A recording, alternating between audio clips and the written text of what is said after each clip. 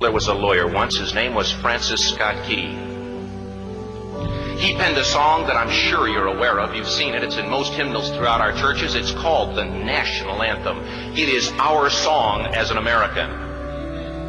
We go, however, to a ball game. We stand in our church services and we sing the words of that song, and they float over our minds and our lips, and we don't even realize what we're singing. Most of us have memorized it as a child, but we've never really thought about what it means. Let me tell you a story. Francis Scott Key was a lawyer in Baltimore. The colonies were engaged in vicious conflict with the mother country, Britain. Because of this conflict and the protractedness of it, they had accumulated prisoners on both sides. The American colonies had prisoners and the British had prisoners. And the American government initiated a move. They went to the British and they said, let us negotiate for the release of these prisoners. They said, we want to send a man out to discuss this with you. They were holding the American prisoners in boats about 1,000 yards offshore. And they said, we want to send a man by the name of Francis Scott Key. He will come out and negotiate to see if we can make a mutual exchange. On the appointed day, in a rowboat, he went out to this boat and he negotiated with the British officials. And they reached a conclusion that men could be exchanged on a one-for-one basis. Francis Scott Key, jubilant with the fact that he'd been successful, went down below in the boats, and what he found was a cargo hold full of humanity, men. And he said, men, I've got news for you tonight. You're free. He said, tonight I have negotiated successfully your return to the colonies. He said, you'll be taken out of this boat, out of this filth, out of your chains. As he went back up on board to arrange for their passage to the shore, the admiral came and he said, we have a slight problem. He said, we will still honor our commitment to release these men, but it'll be merely academic after tonight. It won't matter. And Francis Scott Key said, what do you mean? He said, well, Mr. Key, he said, tonight we have laid an ultimatum upon the colonies. Your people will either capitulate and lay down the colors of that flag that you think so much of, or you see that fort right over there, Fort McHenry? He said, we're going to remove it from the face of the earth. He said, how are you going to do that? He said, if you will, scan the horizon of the sea. And as he looked, he could see hundreds of little dots. And he said, that's the entire British war fleet. He said, all of the gunpowder, all of the armament is being called upon to demolish that fort. It will be here within striking distance in a matter of about 2.5 hours. He said, the war is over. These men would be free anyway. He said, you can't shell that fort. He said, that's a large fort. He said, it's full of women and children. He says, it's predominantly not a military fort. He said, don't worry about it. They said, we've left them a way out. And he said, what's that? He said, do you see that flag way up on the rampart? He said, we have told them that if they will lower that flag, the shelling will stop immediately. And we'll know that they've surrendered, and you'll now be under British rule.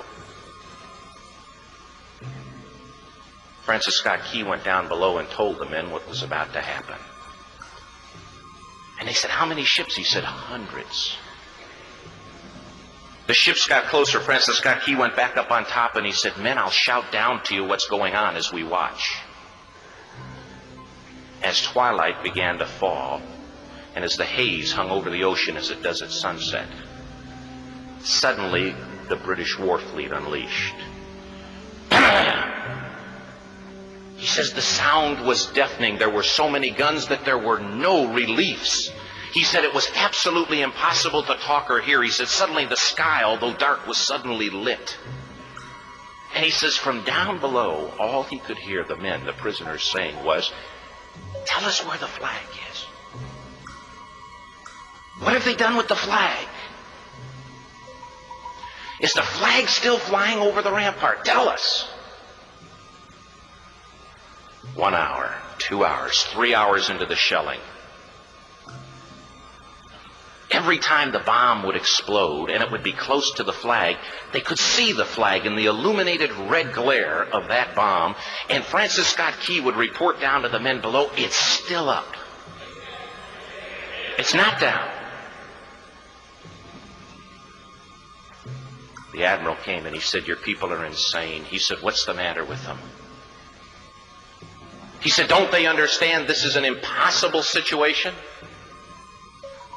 Francis Scott Key said he remembered what George Washington had said. He said, "The thing that sets the American Christian apart from all other people in the world is he will die on his feet before he'll live on his knees." The admiral said, "We have now instructed all of the guns to focus on the rampart to take that flag down." He said, "We don't understand something. Our reconnaissance tells us that that flag has been hit directly again and again and again, and yet it's still flying. We don't understand that."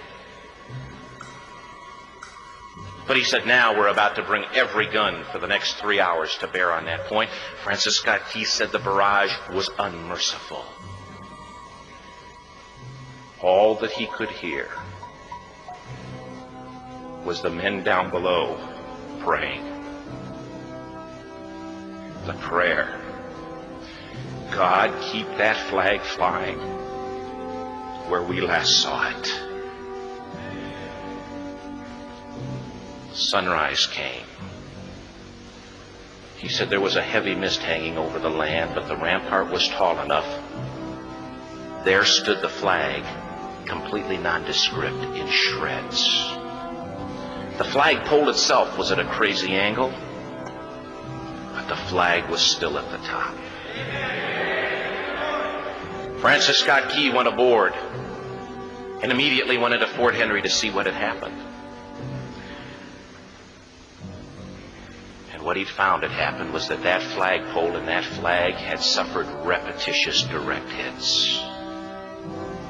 And when it had fallen, but men, fathers, who knew what it meant for that flag to be on the ground, although knowing that all of the British guns were trained on it, walked over and held it up humanly until they died.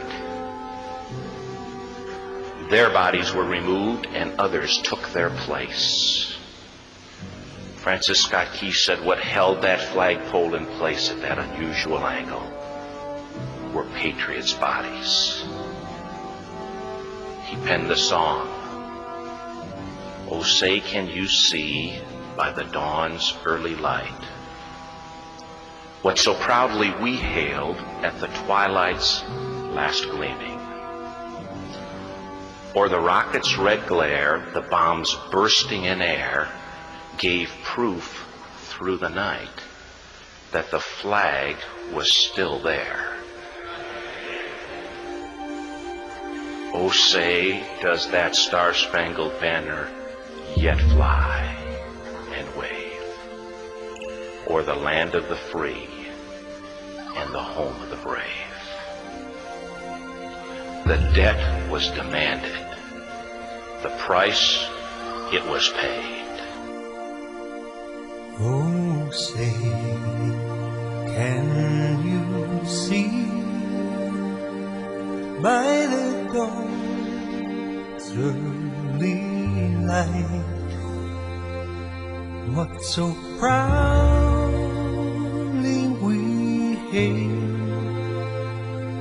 at the twilight's last gleaming, whose broad stripes and bright stars through the perilous fight o'er the ramparts we watched were so gallantly streaming, and the rockets break clear, the bombs bursting in air gave proof through the night that our flag was still there. Oh, say, does star-spangled banner yet wave o'er the land of the free and the poor.